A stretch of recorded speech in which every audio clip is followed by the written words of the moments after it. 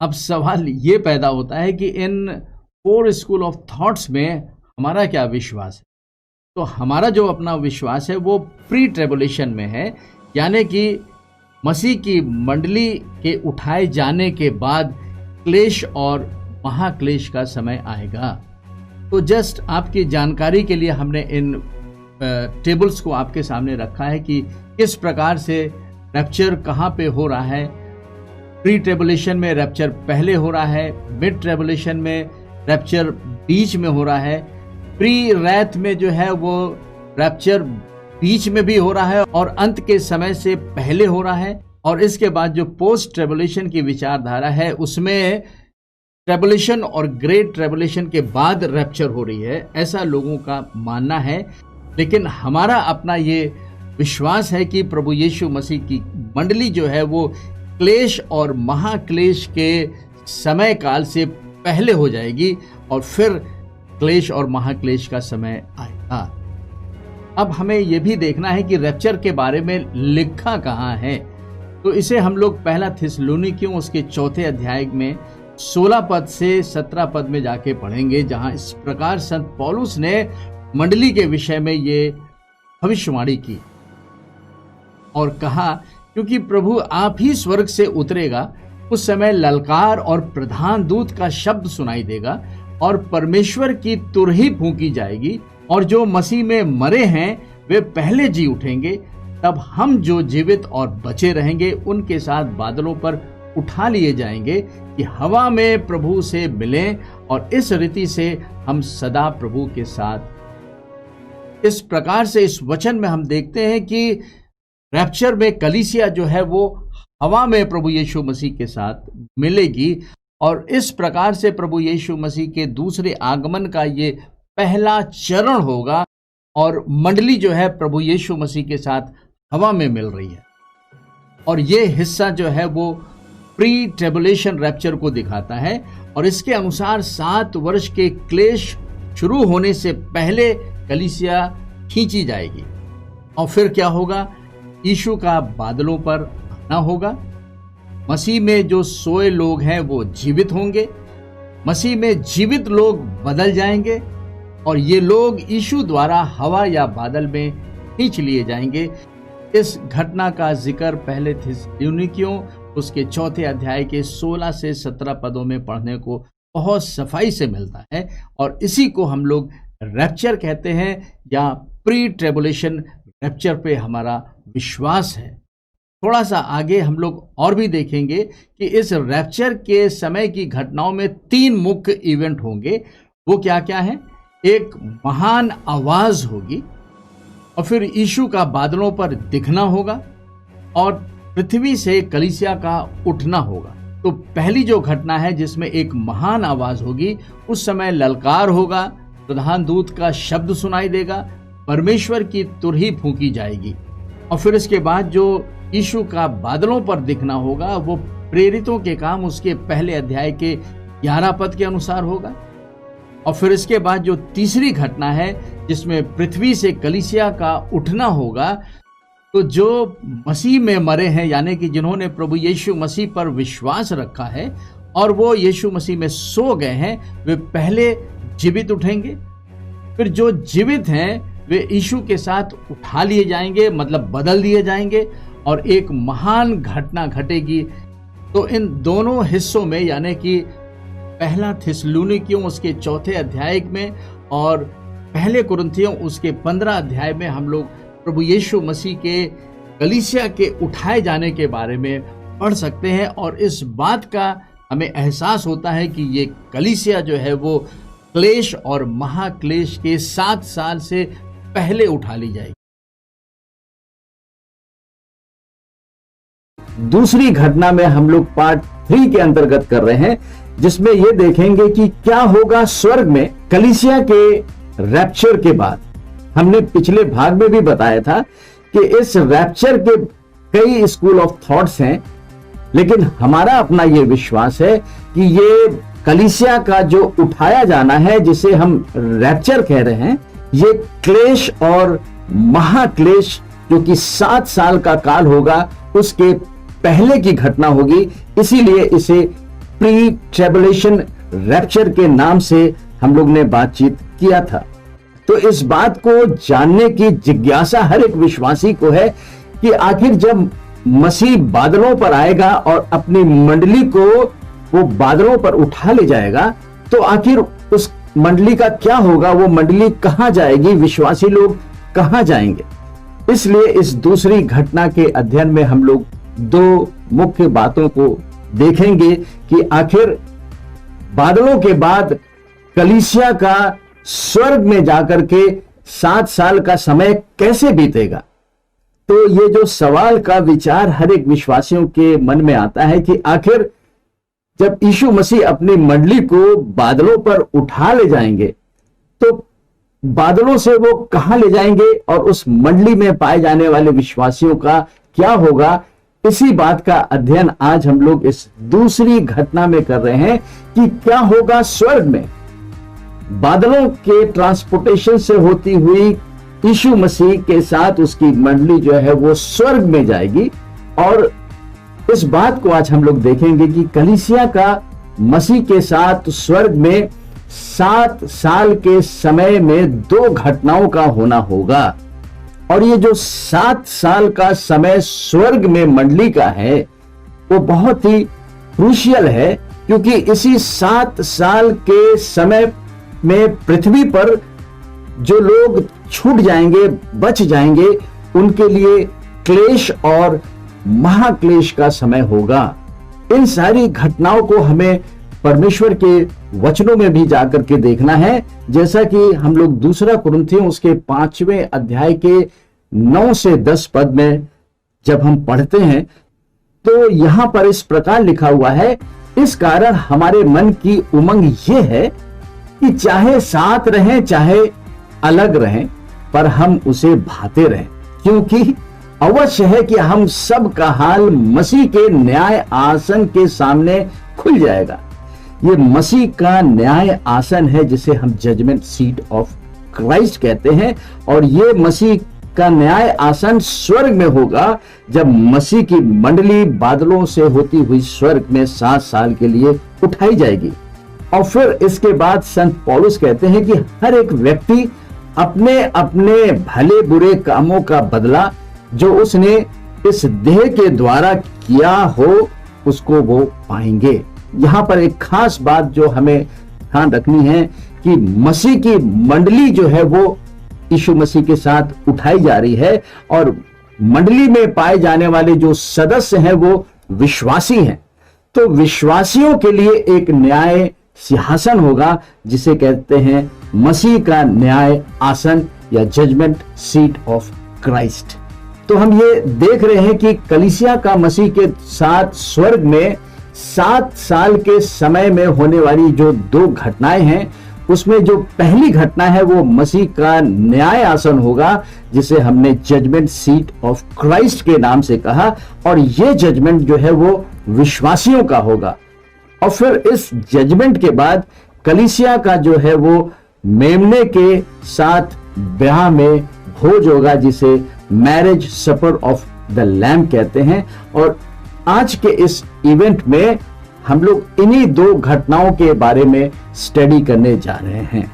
इससे पहले कि हम लोग जजमेंट सीट ऑफ क्राइस्ट के बारे में बातचीत करें, हमें थोड़ा सा जजमेंट के बारे में और भी समझना होगा कि अंत के समय में 2 मुख्य जजमेंट्स होंगे।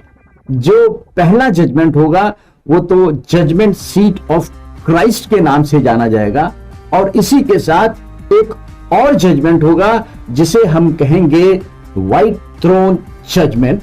और इन 2 सिंहासनों के अंतर को समझना भी हमारे लिए बहुत जरूरी है कि जजमेंट जो है वो 2 होंगे, यानी कि न्याय आसन भी 2 होंगे। एक जजमेंट सीट ऑफ क्राइस्ट के नाम से जाना जा रहा है और दूसरा जो है वो व्हाइट थ्रोन जजमेंट के नाम से जाना जा रहा है। इससे पहले कि हम लोग जजमेंट सीट ऑफ क्राइस्ट के बारे में बातचीत करें, हम लोग इन दोनों जजमेंट्स के एक कंपैरेटिव स्टडी को भी कर लेते हैं बहुत ही संक्षिप्त में। और यहां पे हम देखते हैं कि मसीह का न्याय सिंहासन होगा, the judgement seat of Christ. और एक दूसरा जो जजमेंट हमने बताया वो होगा व्हाइट थ्रोन जजमेंट, जिसे ग्रेट व्हाइट थ्रोन जजमेंट भी कहते हैं। अब इन दोनों सिंहासनों के अंतर को भी हमें समझना चाहिए। तो 4 पॉइंट्स हमने लिए हैं जिससे कि हम लोग इन दोनों जजमेंट्स को या न्याय को डिफरेंशिएट कर सकें, डिस्टिंक्ट कर सकें और हम समझ सकें कि रैप्चर के बाद कौन सा जजमेंट होने वाला है और उस जजमेंट के बाद सेकंड जजमेंट कब होगा। तो इन दोनों के अंतर को समझने के लिए हमें सबसे पहले उसके पर्पस को समझना है, उद्देश्य को समझना है कि जो मसीह का न्याय सिंहासन होगा उसमें विश्वासी के इनाम का या उनके प्रतिफल का न्याय होगा, और इसके बाद जो व्हाइट थ्रोन जजमेंट होगा उसका पर्पस अविश्वासियों के दंड के सुनाए जाने का होगा। तो यहां पर हमें एक वास्ट डिफरेंस लगता है दोनों के पर्पस में कि इन दोनों जजमेंट के उद्देश्य में क्या अंतर है। और फिर इसके बाद दूसरी बात यह है कि आखिर ये दोनों जजमेंट किनके लिए होंगे। तो जो मसीह का न्याय सिंहासन होगा उसमें मसीह की मंडली का समय होगा, यानी कि विश्वासियों का। जब हमने कहा कि ये विश्वासियों के प्रतिफल के लिए होगा, यानी कि ये मसीह की मंडली के समय का काल होगा। और इसके बाद जो व्हाइट थ्रोन जजमेंट है वो अविश्वासियों का समय काल होगा। ये बहुत ही भयानक होगा और हम लोगों की प्रार्थना और कोशिश यही रहनी चाहिए कि बहुत से लोग इस फर्स्ट जजमेंट में आ सके और वो व्हाइट थ्रोन जजमेंट में जो अविश्वासियों के लिए दंड के लिए रखा है उससे वो बच सकें। और इसके बाद जब हम समय काल को देख रहे हैं तो ये समय काल जो 7 साल का हमने आपको पहले बताया वो मसीह की कलीसिया के उठने के बाद का होगा। और इसीलिए हम अपने विश्वास को डिक्लेयर भी करते हैं कि हमारा अपना विश्वास जो है वो प्री ट्रिबुलेशन रैप्चर पर है, यानी कि 7 साल के क्लेश और महाक्लेश से पहले यीशु मसीह अपनी कलीसिया को पृथ्वी पर से स्वर्ग में उठा ले जाएगा। तो जजमेंट सीट ऑफ क्राइस्ट पर जो समय काल होगा वो मसीह की कलीसिया के उठने के बाद हो रहा है। और जहां तक व्हाइट थ्रोन जजमेंट की बात है वो कलीसिया के उठने के 1000 साल के बाद है। तो ये 1000 साल जो है वो प्रभु यीशु मसीह की कलीसिया के उठने के बाद इस पृथ्वी पर जब प्रभु यीशु मसीह अपने विश्वासियों को मंडली में लेके वापस आ जाएगा इस पृथ्वी पर, तो वो इस पृथ्वी पर 1000 साल के लिए राज्य करेगा और उस राज्य को हम कहते हैं मिलेनियम किंगडम। और 1000 साल के बाद जो अविश्वासी लोग हैं उनकी भी लाशें, वो भी मुर्दे जी उठेंगे और शरीर में उस महाश्वेत थ्रोन या व्हाइट थ्रोन जजमेंट के सामने उन पर दंड की आज्ञा सुनाई जाएगी। और इस जजमेंट का जो जज होगा वो भी स्वयं प्रभु यीशु मसीह होगा, और जिनका जजमेंट होगा वो अविश्वासी होंगे और जजमेंट ये होगा कि उन पे दंड की आज्ञा सुनाई जाए। अब जहां तक रेजरेक्शन या पुनरुत्थान की बात है तो जजमेंट सीट ऑफ क्राइस्ट में जितने भी विश्वासी जो यीशु मसीह के आने से पहले सो गए हैं मसीह में, उनका पुनरुत्थान हो जाएगा। यानी कि विश्वासियों का पुनरुत्थान या रेजरेक्शन ठीक वैसे ही होगा जैसा प्रभु यीशु मसीह का मुर्दों में से जी उठने के बाद हुआ था।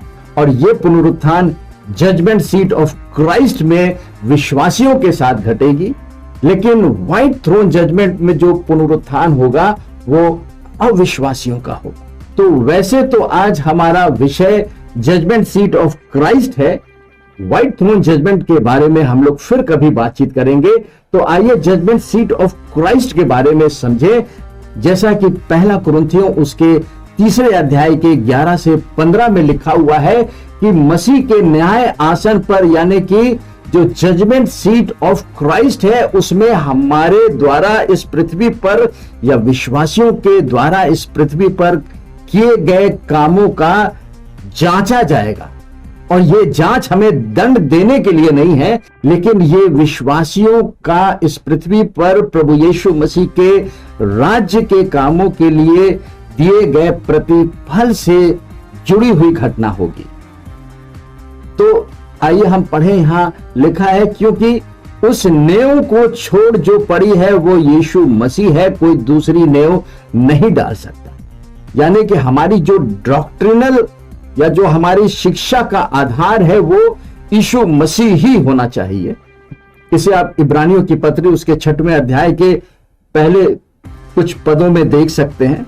और फिर संत पौलुस कहते हैं, और यदि कोई इस नेव पर सोना या चांदी या बहुमूल पत्थर या काठ या घास या फूस का रद्दा रखता है तो हर एक का काम प्रकट हो जाएगा।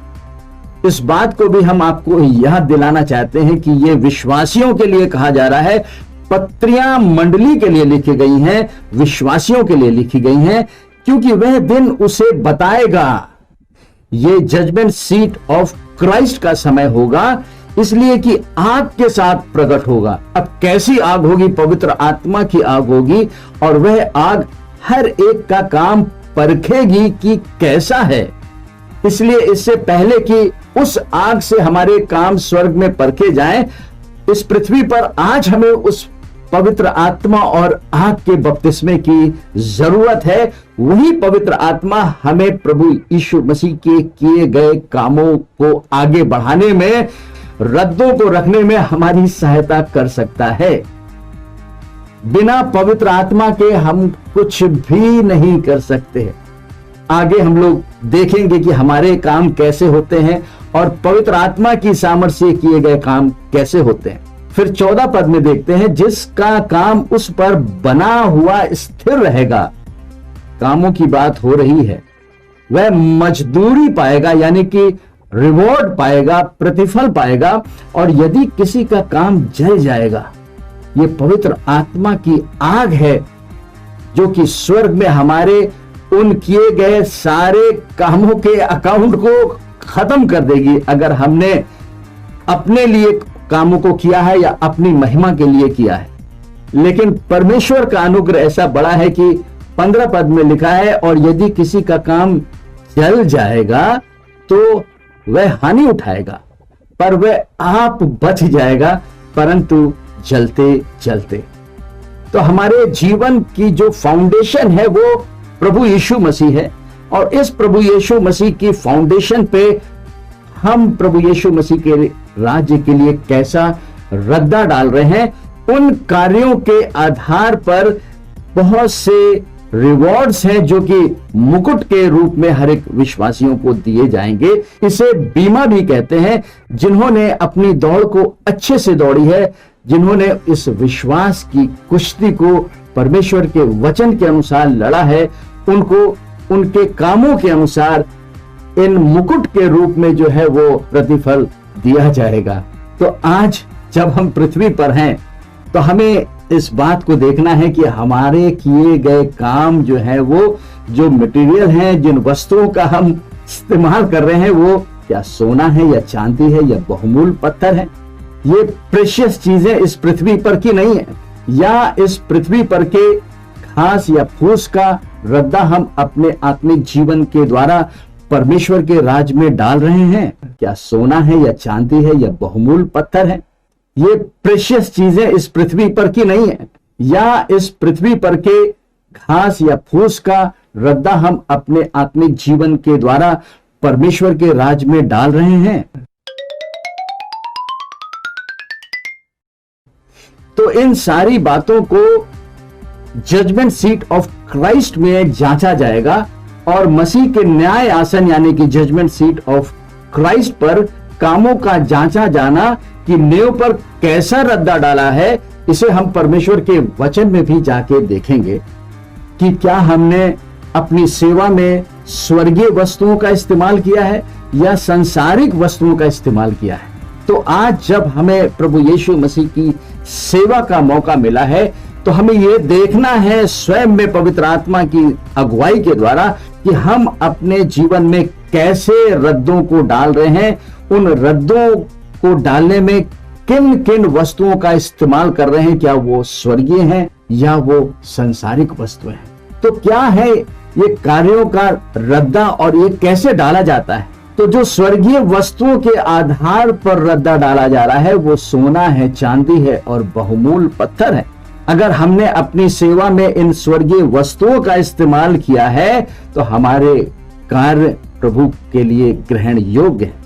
लेकिन हो सकता है कि हम अपने इस रद्दों में जो मटेरियल यूज कर रहे हैं वो काठ हो या लकड़ी या घास या फूस, और इसके साथ इन सारे कामों में जो हम कह रहे हैं कि हम प्रभु की सेवा कर रहे हैं, उसमें हम किसकी महिमा के लिए कर रहे हैं। यदि हमारे कामों में स्वर्गीय वस्तु हैं तो महिमा किसको मिलेगी? महिमा उसे मिलेगी जिसकी वस्तुएं हैं, यानी कि परमेश्वर की महिमा के लिए यदि हम काम कर रहे हैं तो हमारे जो काम किए गए मटेरियल है, यानी कि जो वर्ड है या विजडम है या होली स्पिरिट है या परमेश्वर का प्रेम है, वो सारी आत्मिक वस्तुओं से हमें तृप्त करता है कि हम उसकी वस्तुओं को लेकर के इस पृथ्वी पर सेवा कर सकें। इसके द्वारा प्रभु यीशु मसीह को महिमा मिलेगी। लेकिन अक्सर इस पृथ्वी पर हम परमेश्वर के कार्यों को करने में अपनी महिमा को लेते हैं, स्वयं की महिमा को लेते हैं। इसका मतलब हमने जिन वस्तुओं का इस्तेमाल रद्दे को डालने में किया है, वो काठ है, घास है, फूस है, तो उनका जल जाना ही संभव है। और जो पवित्र आत्मा की आग है, वो आग से काम का परखा जाना होगा। इस आग से किसी के भी काम छिप नहीं सकते। तो जिन्होंने परमेश्वर की महिमा के लिए स्वर्गीय वस्तुओं का इस्तेमाल किया है, उसके सारे काम जो है वो आग में काम स्थिर रहेंगे। लेकिन जिन्होंने इस पृथ्वी पर सांसारिक वस्तुओं को इस्तेमाल करके परमेश्वर के राज्य में रद्दों को डालने की कोशिश किए हैं, तो लिखा है कि पवित्र आत्मा की आग में उनके काम जो है वो जल जाएंगे। हम जानते हैं ना, लकड़ी ठहर पाएगी, ना घास ठहर पाएगा, ना फूस ठहर पाएगी। ऐसे सारे किए गए काम जिनमें हमने प्रभु यीशु मसीह की महिमा को छीनकर अपनी महिमा के लिए किया है, वो सारे काम जो है वो स्वर्ग में रैप्चर के बाद पवित्र आत्मा की आग के द्वारा भस्म कर दिए जाएंगे। लेकिन परमेश्वर का अनुग्रह ऐसा बड़ा है कि विश्वासी जो उद्धार पाया है वो बच जाएगा। अब इसके आगे हमें उस रिवॉर्ड्स को भी परमेश्वर के वचन से देखना है, जो इस पृथ्वी पर किए गए कार्यों के बाद हर एक विश्वासियों को मिलने वाला है उस जजमेंट सीट ऑफ क्राइस्ट के द्वारा। और यहां पर हम पहले ही पॉइंट में मसीह के न्याय आसन यानी कि जजमेंट सीट ऑफ क्राइस्ट पर उन 5 क्राउन्स के बारे में बातचीत करेंगे, 5 मुकुट। और ये पहला कुरिन्थियों उसके 3 अध्याय के 11 से 15 पर आधारित है, जिसे हम लोग अलग अलग मुकुट के रूप में देखेंगे कि कैसा प्रतिफल किसको मिलने जा रहा है। ये उनके लिए है जो अपनी सेवा में प्रभु यीशु मसीह के लिए विश्वास योग्य बने रहे।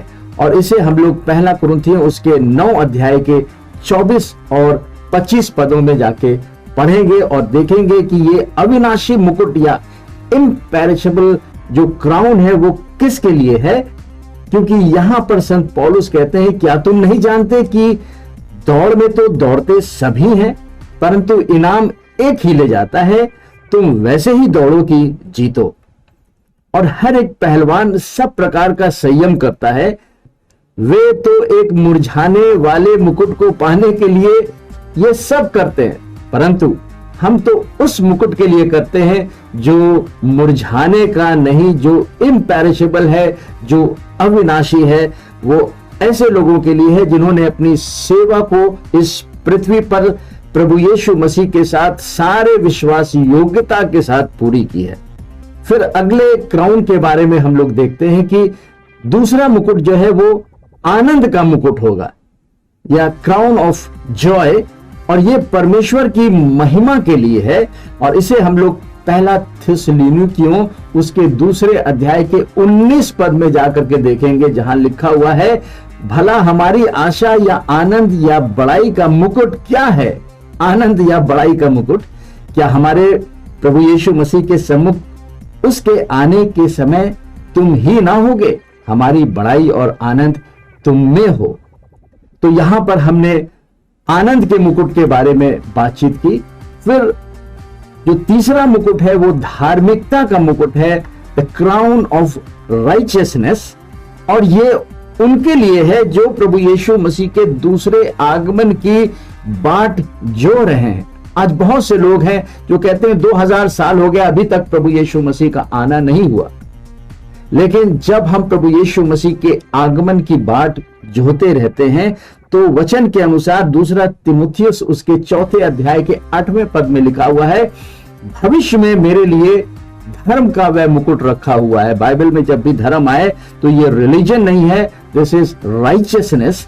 धार्मिकता का वह मुकुट रखा हुआ है जिसे प्रभु जो धर्मी है, राइचियस है और न्यायी है, मुझे उस दिन देगा, और मुझे ही नहीं वरन उन सबको भी जो उसके प्रकट होने को प्रिय जानते हैं। इसलिए हर एक विश्वासियों की जो एक जीवित आशा है प्रभु यीशु मसीह पर, कि उन्हें अपनी आशा में अडिग रहना है कि प्रभु यीशु मसीह दोबारा आने वाले हैं। फिर इसके आगे हम लोग चल के देखते हैं चौथे क्राउन के बारे में, जो महिमा का मुकुट है, द क्राउन ऑफ ग्लोरी। और ये विश्वास योग प्रचारकों के लिए है, जो कि पहला पत्रस उसके 5वें अध्याय के 4 पद में पढ़ने को मिलता है, जहां इस प्रकार लिखा हुआ है, और जो लोग तुम्हें सौंपे गए हैं उन पर अधिकार ना जताओ, वरन झुंड के लिए आदर्श बनो, और जब प्रधान रखवाला प्रकट होगा तो तुम्हें महिमा का मुकुट दिया जाएगा, जो मुरझाने का नहीं